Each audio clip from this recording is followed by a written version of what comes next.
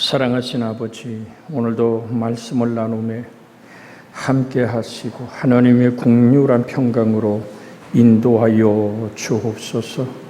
주 예수님의 이름으로 기도하옵나이다. 아멘. 할렐루야. 우리 앞뒤 옆으로 같이 인사합니다. 주님의 기쁨이 되기를 원합니다. 우리가 교재 71쪽, 교재 71쪽, 오늘 재물에 대한 태도에서 한 단락 지나서 금전에는 의무와 책임이 따른다. 거기서부터 우리가 함께 읽기를 원합니다. 어딘 줄 아시죠? 71쪽 밑에서 두 번째 단락, 그리고 첫째까지 같이 읽겠습니다. 금전에는 의무와 책임이 따른다. 너희가 하나님과 재물을 겸하여 섬기지 못한다. 남의 빚보증을 서지 말라 하였으니 의무와 책임을 바르게 할 때 재물은 필요한 것이다. 남을 돕기 위하여 서로 유익을 도모하기 위하여 자유를 주기 위하여 금전은 필요하다. 금전은 하나님께서 맡겨주신 것으로 한 달란트 받은 종처럼 땅에 묻어두고 말고 증식시켜야 한다. 부자처럼 낭비해서도 안 된다. 그러므로 금전엔 두 가지 원칙이 있다. 첫째, 돈은 옳게 벌어야 한다. 부정한 방법으로 돈을 모으면 하나님의 징계가 뒤따른다. 너는 뇌물을 받지 말라. 뇌물을 받은 자의 눈을 어둡게 하고 의로운 자의 말을 굽게 하느니라 하였다. 자, 금전엔 뭐가 따른다고요? 의무와 책임이 따른다. 우리가 먼저 우리 잠언 22장 26절의 말씀을 한번 같이 먼저 보겠습니다. 우리가 잠언 22장 26절 같이 한번 읽습니다. 잠언 22장 26절 찾으셨으면 같이 우리가 한 목소리로 읽습니다. 잠언 22장 26절 같이 봅니다. 너는 사람과 더불어 손을 잡지 말며 남의 빚에 보증을 서지 말라. 여러분, 항상 주님의 말씀입니다. 빚보증 서라, 쓰지 마라, 쓰지 마라. 그것이 아무리 형제고 자매고, 더 심각하게 얘기하면 남편이고 아내고, 자기가 질 짐은 자기가 져야 됩니다. 많은 사람들이 빚보증 때문에 무너지고 깨어지는 것을 보는데 성경은 우리에게 말합니다. 너 빚보증 서지 마라. 이건 내가 서야 되는데, 그럼 차라리 네 재물을 띄어서 줘버리십시오. 그게 정직한 것이지, 재물 보증 서서 올바른 관계가 유지되는 것은 거의 없습니다. 그래서 우리는 하나님의 은혜 안에서 성도와 성도 간에 아무리 급해도 재정 보증 세우지 말기를 주의 이름으로 부탁을 드립니다. 아멘은 안 하셔. 강단에서 얘기하면 여러분에게 유익된 걸 얘기하는 거예요. 꼭 믿으시고 하나님을 의지하길 바랍니다. 또 한 가지 드립니다. 교인끼리 개모임 안 하는 겁니다. 우리 교회는 예수의 이름으로 개모임 없기를 주의 이름으로 부탁을 드립니다. 제가 24년 전 43살에 우리 교회 담임으로 부임해서 강대상에 무릎을 꿇고 기도할 때 우리 주의 성령이 저에게 가르쳐 주신 것이 있습니다. 강단에 서서 교인끼리 돈거래나 개모임 하지 말라고 외쳐라. 누구에게 들은 게 아닙니다. 성령께서 이 교회를 정결하게 하길 원한다. 제가 이 교회 부임할 때, 우리 교회 부임할 때 주의 성령은 강릉 그리스도의 교회는 돈의 욕망이 문제가 되어서 교회가 흩어진다. 그래서 저에게 말씀한 것이 뭐냐면, 제가 원주중앙교회를 개척했습니다. 땅을 사고 예배당을 지었습니다. 23년을 목회했습니다. 그걸 떠날 때 제가 강릉 그리스도의 교회 담임으로 청빙서에 수락을 할 때 저에게 성령이 주신 음성이 뭐냐면, 강릉 그리스도의 교회는 물질의 욕망이 교회를 흐트러 놓았다. 너 이곳 떠날 때 퇴직금, 전별금 받지 말고 떠나라. 여러분, 23년을 목한 교회에서 성령이 저에게 말씀할 때 제가 아멘했습니다. 그래서 원주 중앙을 23년 목회하고 강릉 그리스도교회로 떠나올 때 여러분, 저는 이사 비용 100만 원 받았습니다. 그때 김지현 전사를 같이 데리고 올 때 이삿짐 모든 것 그 100만 원 속에 치르고 11조 띄고 와서 같이 식탁을 나누니까 없었습니다. 그때 우리 교회 재정부에서 저한테 이사 비용을 드리겠다 그래서 제가 no 했으면 내가 받은 거 왜 뒤중으로 받느냐. 그때 무릎을 꿇고 하나님 앞에 우리 교회가 정직하고 정결한 교회 되기 원해서 기도했고 하나님이 여기까지 우리를 인도하셨습니다. 오늘 주 예수 안에 있기를 주의 이름으로 소원해 드립니다. 그래서 이게 조금 껄쩍지근하더라도 한번 외치겠어요. 옆에 사람을 인사합니다. 당신은 나는 당신에게 비보증 서는 일이 없습니다.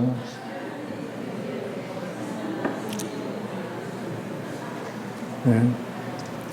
여러분, 이게 지금 우리가 웃으면서 이렇게 하지만 정말로 빚 때문에 아픔이 너무 많습니다. 그래서 우린 주님의 은혜 안에서 아름다운 교회가 진리의 빛으로 세워지기를 주의 이름으로 소원해 드립니다. 의무와 책임을 바르게 할 때 재물이 필요한 것입니다. 남을 돕기 위하여, 서로의 유익을 도모하기 위하여, 자유를 즐기기 위하여 금전이 필요한 것입니다. 금전은 하나님께서 맡겨주신 것입니다. 항상 기억하시고, 돈은 누가 맡겨주신 것이라고요? 하나님이 나에게 맡겨주신 것이란 사실을 잊어서는 안 됩니다. 자, 고린도 전서 4장 7절의 말씀을 같이 읽습니다. 고린도 전서 4장 7절입니다. 고린도 전서 4장 7절 같이 한 목소리로 소리내어 읽습니다. 누가 너를 남달리 구별하였느냐? 내게 있는 것 중에 받지 아니하는 것이 무엇이냐? 내가 받았은즉 어찌하여 받지 아니한 것 같이 자랑하느냐? 자, 이 얘기가 무슨 얘기입니까? 누가 너를 남달리 구별해 내게 있는 것 중에 받지 아니한 것이 무엇이냐? 우리 빈손 들고 이 땅에 왔습니다. 떠나갈 때도 빈손 들고 갑니다. 움켜쥐고 갈 사람 아무도 없습니다. 그렇다면 무슨 얘기입니까? 내가 지금 누리는 재물, 건강, 집, 자동차, 인맥 그 모든 것 다 하나님이 주신 겁니다. 내게 아니에요. 하나님이 나에게 주셔서 네가 사는 동안 누리라고 주신 하나님의 은혜의 혜택이지. 여러분, 그것이 분명하게 성경은 얘기합니다. 내가 어찌하여 자랑하느냐 말이죠. 누가 너를 남달리 구별해 내가 내게 있는 것 중에 받지 않은 것이 무엇이 내가 받았으니 어찌하여 받지 아니한 것처럼 내 것인 것처럼 내 힘으로 모은 것처럼 자랑하느냐. 여러분, 재물은 하나님이 모을 수 있는 능력을 주셨기에 가능한 것이라고 신명기 8장에 말하고 있습니다. 신명기 8장 18절 16절, 17절, 18절을 같이 보겠습니다. 내 조상들도 알지 못하던 만나를 광야에서 내게 먹이셨나니 이는 다 너를 낮추시며 너를 시험하사 마침내 내게 복을 주려 하심이었느니라. 그러나 내 마음에 이르기를 내 능력과 내 손의 힘으로 내가 이 재물을 얻었다 말할 것이라. 내 하나님 여호와를 기억하라. 그가 내게 재물 얻을 능력을 주셨습니다. 이같이 하심은 내 조상들에게 맹세하신 언약을 오늘과 같이 이루려 하심이니라. 하나님이 나에게 뭐를 줬다고요? 재물을 얻을 만한 능력을 주셨다 그랬어요. 여러분, 얻는 게 중요한 게 아니죠. 보관하고 번식케 하는 것도 중요한 일입니다. 그래서 오늘 우리가 난 예배 때 같이 나눴습니다마는 너희는 먼저 그의 나라와 그 의를 구하라. 그러면 이 모든 것을 너에게 더하. 이게 그 모든 것이 뭐죠? 뭘 먹고 뭘 마시고 뭘 입고 뭘 힘입어 살 것을 누가 하신다? 하늘 아버지. 누구 아버지? 내 아버지. 자, 누구 아버지 할 때 좀 이렇게 확실하게 하나님 보고 계시잖아요. 하나님 내 아버지예요 라는 확신을 가지고 하나님 누구 아버지? 내 아버지. 할렐루야. 여러분, 주님은 우리의 모습과 우리의 신음소리도 들으시는 좋으신 하나님인 줄 믿습니다. 자, 그러면 마태복음 6장 24절로 들어가서 한 사람이 두 주인을 섬기지 못할 것이니 혹 이를 미워하고 저를 사랑하거나, 그 다음 절에 있죠. 그러니까 첫 번에 있는 얘기, 오늘 정말로 너희가 하나님과 재물을 겸하여 섬기지 못하느니라고 말합니다. 이걸 직역하면 이런 얘기예요. 왜냐하면 혹은 하나를 그가 미워할 것이거나 다른 하나를 그가 사랑할 것이기 때문이다. 또 하나를 그가 꼭 붙잡을 것이고 다른 하나를 그가 경멸할 것이기 때문이다. 너희는 하나님과 재물을 함께 섬길 수 없다라는 말입니다. 그러니까 우리는 섬김이란 얘기를 여러분 주목해야 돼. 섬긴다는 얘기는 나는 거기서 밥을 먹는다는 거예요. 나의 모든 삶의 축복이 거기서부터 흘러나오게 나는 그를 섬긴다는 얘기죠. 주 너희 하나님을 섬기고 다만 그를 경배하라 하신, 주 하나님께 경배하고 다만 그를 섬기라 하신 예수님의 세 번째 시험의 답을 기록된 말씀, 지금도 역사는 하나님의 말씀에 라는 것을 여러분들이 귀를 기울여야만 될 줄로 믿습니다. 인간 사회에는 한 사람이 두 주인을 동시에 섬길 수는 있지만 완전한 헌신은 불가능합니다. 하나님과 관계에 있어서 더욱 그렇습니다. 자, 미워하고라는 얘기, 미세세이란 말은 구약에서 하나님을 미워한다는 말은 하나님께 순종하지 않는다는 말과 같습니다. 출애굽기 20장 5절에 보면 그것들에게 절하지 말며 그것들을 섬기지 말라. 내 하나님 여호와는 질투하는 하나님인즉 나를 미워하는 자의 죄를 갚되 아버지로부터 아들에게로 3, 4대까지 이르게 하거니와. 여러분, 아버지서 아들까지 3, 4대까지 하나님께서 오늘 정말로 아버지로부터 나를 미워하는 죄를 갚되 3, 4대 망하면 없습니다. 엘리의 집안이 홈리와 비느하스를 통하여서 그의 자손들이 이 땅에 지구촌에서 사라진 이유가 뭡니까? 하나님을 중히 여기지 않았던 거죠. 하나님을 섬기고 사랑하는 그 자리에 자녀가 있었고 물질이 있었고 거기에 오늘 자기의 정욕의 욕심을 채움이 있었기에 하나님 엘리라는 하나님의 걸쭉한 정말 아론의 계통의 제사장을 폐하고 레위 족속의 사무엘을 세워 하나님의 뜻을 이룬 것을 우리는 볼 수 있습니다. 자, 우리가 신명기 7장 9절에서 11절의 말씀을 한번 같이 읽겠습니다. 같이 읽습니다. 그런즉 너는 알라 오직 내 하나님 여호와는 하나님이시요 신실하신 하나님이시라. 그를 사랑하고 그의 계명을 지키는 자에게는 천대까지 그의 언약을 이행하시며 인애를 베푸시되 그를 미워하는 자에게는 당장에 보응하여 멸하시나니 여호와는 자기를 미워하는 자에게 지체하지 아니하시고 당장에 그에게 보응하시느니라. 그런즉 너는 오늘 내가 내게 명하는 명령과 규례와 법도를 지켜 행할지니라. 여러분, 하나님이 여기서 오늘 멸하게 하는 것과 하나님의 징계는 다릅니다. 하나님이 그냥 엘리의 집안처럼 끝내버리는 가문이 된다면 그거는 멸하는 것입니다. 그러나 하나님이 내게 때론 질고로 내 가정의 모든 경제를 때론 내 인생 속에 깨닫게 하는 인간적인 문제로 나를 가로막는 것은 징계입니다. 징계는 사랑입니다. 돌이키면 회복하시고 돌이키면 오늘 정말로 흔들어 넘쳐 채우시는 복으로 채우시는 것이 징계입니다. 항상 여러분과 제 속에 하나님을 기억하는 상처와 아픔이 있다. 아, 이게 하나님의 사랑이구나. 그 사랑은 하나님 우리를 향한 기다림이요 우리를 향한 사랑인 줄 믿습니다. 그래서 하나님을 우리가 뭐라고 부른다 그랬어요? 금방 아버지의 사랑, 아버지의 은혜가 여러분과 제 속에 있기를 주의 이름으로 소원해 드립니다. 근데 지금 현대의 가정 속에 아버지의 권위가 다 무너져 버렸어요.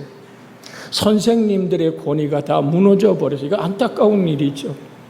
정말 저희가 초등학교, 중학교, 고등학교, 대학을 공부할 때, 대학원을 공부할 때 제 가슴속에 새겨진 것은 선생님의 그림자도 밟지 않는 것이, 그건 어려서부터 배워왔기 때문에 철칙입니다. 선생님이 나를 손바닥을 때리고 책벌하는 것은 나를 사랑함이라고 받아들였습니다. 근데 요즘은 어때요? 선생님이 야단치려면 애들이 핸드폰으로 찍습니다. 선생님을 고발합니다. 그러니까 교권이 완전히 무너져 버렸어요.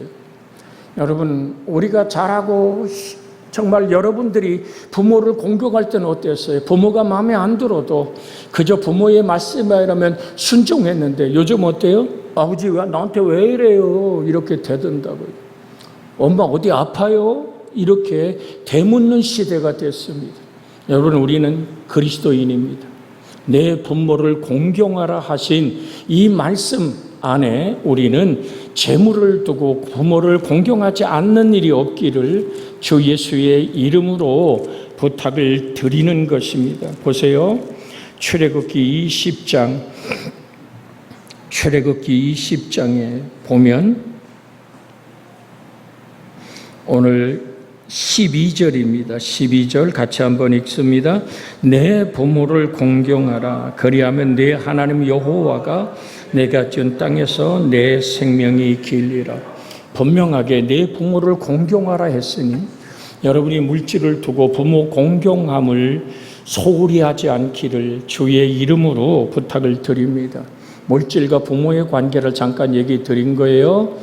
여러분, 부모를 섬기고 공경함은 하나님을 섬기고 공경함과 점수가 같습니다. 하나님은 그렇게 보십니다. 적은 소자 하나에게 냉수 한 그릇 떠준 상도 잃어버리지 않는 하나님이 내 부모를 공경하라 하신 말씀에 순종하고 다가가는, 부모 다 떠났는데요. 그러면 부모와 함께한 핏줄, 여러분 함께한 형제 자매를 향한 담이 높이 쌓여졌다면 내 쪽에서 주의 보혈의 피로 헐고 주의 사랑을 살아낼 여러분과 제가 되기를 주의 이름으로 소원해 드립니다. 자, 성경은 어디까지 우리에게 재물에 관한 얘기를 합니까? 여기 누가복음 14장 26절에 있는 말씀을 보면 누가복음 14장 26절에 무릇 내게 오는 자가 부모와 처자와 형제와 자매와 더욱 자기 목숨까지 미워하지 아니하면 능히 내 제자가 되지 못하고, 여기서 미워한다는 말은 제 자신의 신분에 합당한 절대적 헌신을 나타내는 개념으로 보아야 합니다. 여러분, 이걸 잘못 오해하면 안 돼요. 여기 미워한다는 말은 뭐라고요? 제 자신의 신분에 합당한 절대적 헌신을 나타내는 개념입니다. 재물을 사랑하는 자는 하나님을 미워하는 자, 곧 하나님께 충성하지 않는 자라는 것을 지금 말하고 있습니다. 여기서 지금 형제, 자매, 부모, 자기 목숨 다 물질, 오늘 이것이 그냥 생명체 같아요. 이것을 한마디로 재물로, 너의 힘으로, 내가 배경 삼은 너의 인생을 만들어가는 배경으로 삼을 때 우리는 하나님 앞에 정말 내 자신의 신분에 합당한 절대적 헌신이 필요하다는 얘기죠. 그러면서 여기 중히 여기고란 말이 앙텍세타이라는 말을 쓰는데 흠없는 자를 붙들어 주다라는 말씀을 굳게 붙들다라는 뜻입니다. 그러나 본절에서는 재물에 집착하는 모습을 나타내는 거죠. 재물을 하나님보다 더 신뢰하고 재물을 꼭 붙잡고 있는 모습을 실감 있게 표현한 것입니다. 재물을 사랑하는 만큼 하나님을 덜 사랑할 수밖에 없으며 재물에 집착해 있는 만큼 하나님은 경시될 수밖에 없습니다. 그러나 성경은 재물에 집착하는 행위를 우상 숭배와 영적 음행과 같은 것이라고 분명하게 지적하고 있습니다. 에베소 5장 5절 읽어드리면, 에베소 5장 5절에 너희도 정녕 이것을 알거니와 음행하는 자나 더러운 자나 탐하는 자 곧 우상 숭배자는 다 그리스도와 하나님 나라에서 기업을 얻지 못하리니. 탐하는 자, 물질을 오늘 내가 마음 두고 탐하는 자, 골로새 3장 5절에는 이렇게 말합니다. 그러므로 땅에 있는 지체를 죽이라. 곧 음란과 부정과 사욕과 악한 정욕과 탐심이니. 같이 끝에 읽어볼까요? 탐심은 우상 숭배니라. 골로새 5장 3절 한 번 더 크게 읽습니다. 그러므로 땅에 있는 지체를 죽이라. 곧 음란과 부정과 사욕과 악한 정욕과 탐심이니 탐심은 우상 숭배니라. 그러니까 여기서 예수님의 제자들이 반드시 재물에 대한 욕심을 포기해야 하는 이유가 있는 것이죠. 여러분, 오해하면 안 돼요. 재물을 대한 욕심을 포기하라 그랬지 재물의 부여와 넉넉함을 누리지 말란 얘기는 아닙니다. 우리 분명히 마태복음 6장 33절에서 만났잖아요. 그 나라와 그 의를 구하면 이 모든 것을 너희에게 더하시리라. 하나님은 우리에게 물질의 부여와 넉넉함과 풍족함을 주십니다. 그런데 그게 욕심이 되어 지배되면 안 됩니다. 탐욕이란 얘기는 물질의 지배받는 삶을 얘기하는 겁니다. 돈을 섬기면 돈이 여러분의 하나님이 되는 거예요. 신이 되는 거예요. 그래서 탐심은 우상 숭배라는 말씀을 기억하고 재물은 다스려지는 겁니다. 물질은 여러분이 다스리고 정복하는 것이지 물질에 정복당하고 다스려지는 것은 결코 아님을 기억하시고 주님의 은혜의 영적인 질서를 회복하기를 주 예수의 이름으로 축복해 드립니다. 그래서 여기서 예수님의 제자들이 반드시 포기해야 될 것은 욕망을 포기하라는 거죠. 우리 한번 같이 할까요? 욕심은 그 자체가 장님입니다. 그러니까 욕심 자체가 나의 하나님을 바라보는 눈을 멀게 하는 거예요. 그래서 재물과 하나님을 겸하여 동시에 섬기지 못한다는 결론을 내립니다. 좁은 의미에는 재물이고 넓은 의미엔 부나 자본을 뜻하는 것입니다. 그러기에 본절에서 종이 섬기는 주인으로 의인화되어 있는 겁니다. 재물은 인간 사회를 지배하는 거대한 힘입니다. 그러므로 인간은 재물의 힘에 굴복하여 그것을 섬길 유혹에 늘 직면하게 됩니다. 여러분, 지금 이란과 미국의 전쟁 속에서 끝까지 지금 서로 치고받는 이유가 뭡니까? 돈이잖아요. 호르무즈 그 해협을 지나갈 때 이란은 세를 받겠다는 거고, 오늘 미국은 원래 그 국제적인 바다는 누구나 항해할 수 있다는 거고, 이란이 미국에 요구하는 게 뭡니까? 돈 아닙니까? 그들의 재산을 묶어놨던 것 풀어줘라. 그럼 지금 현재 이제는 저 이북에서 수많은 사람이 굶어 죽던 것처럼 저 이란에 이제는 기아 상태로 들어가는 사람들이 늘어나게 되어 있습니다. 왜? 재물이 묶였잖아요. 그렇다면 돈의 전쟁입니다. 여러분 미사일을 어떻게 쏘고 뭐가 무너지고, 여러분 우리 늘 기억하는 단어 있죠. 파괴는 건설입니다. 일본이 2차 세계대전에 망해서 경제가 회복된 것이 어디서 회복됐습니까? 우리나라 6.25 전쟁입니다. 우리나라 전쟁을 통해서 돈 번 나라는 일본입니다. 여러분, 세계적인 모든 원리가 정치 같아요. 여러분, 우리 그리스도 예수를 믿는, 그래서 제가 확실히 고백하는 거예요. 정말 모슬렘 전체가 추구하는 것이 정말 그들의 골받은 신앙입니까? 아니잖아요. 돈이잖아요. 그러나 그리스도인들이 돈의 지배돼서는 안 될 줄로 믿습니다. 그것은 우리가 다스리고 정복하라고 하나님 인간에게 주신 것이지 거기에 지배받으라고 준 것이 아닙니다. 보세요. 창세기 1장을 펴보세요. 창세기 1장 26절에서 30절까지 읽습니다. 이것이 하나님의 창조의 원리입니다. 같이 한번 읽습니다. 하나님이 이르시되 우리의 형상을 따라 우리의 모양대로 우리가 사람을 만들고 그들로 바다의 물고기와 하늘의 새와 가축과 온 땅과 땅에 기는 모든 것을 다스리게 하자 하시고, 하나님이 자기 형상 곧 하나님의 형상대로 사람을 창조하시되 남자와 여자를 창조하시고 하나님이 그들에게 복을 주시며 하나님이 그들에게 그들에게 이르시되 생육하고 번성하여 땅에 충만하라. 땅을 정복하라. 바다의 고기와 하늘의 새와 땅에 움직이는 모든 생물을 다스리라 하시니라. 하나님이 이르시되 내가 온 지면에 심에는 모든 채소와 씨가 진 열매 맺는 모든 나무를 너희에게 주노니 너희 먹을 것이가 되리라. 또 땅의 모든 짐승과 하늘의 모든 새와 땅에 인서 땅에 기는 모든 것에게는 내가 푸른 풀을 먹을 거리로 주노라 하시니 그대로 되니라. 31절 시작. 하나님이 지으신 모든 것을 보시니 보시기에 심히 좋았더라. 저녁이 되며 아침이 되는 이는 여섯째 날이니라.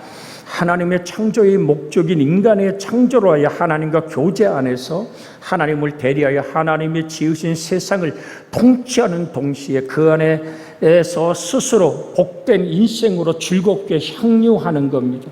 하나님을 경배함으로써 영광을 돌리는 것이고 이 땅의 모든 것들은 인간에게 주어진 것입니다. 사람을 위해 지은 것입니다. 사람이 다스리고 정복하라 하셨지 거기에 지배받으라는 얘기를 한 적이 없습니다. 우린 깨어 하나님의 은혜 안에 있어야만 될 줄로 믿습니다. 육신을 안일하게 해주는 재물에 마음을 두다 보면 하나님을 섬기는 일을 소홀히 하게 되어 영원한 생명을 잃어버립니다. 그래서 누가복음 12장 15절에 그들에게 이르시되 산과 모든 탐심을 물리치라. 자, 이 말씀만 읽고 우리가 합심하여 간구하기를 원합니다. 누가복음 12장 15절입니다. 주님이 친히 하신 말씀이 하나님의 말씀입니다. 그들에게 이르시되 산과 모든 탐심을 물리치라.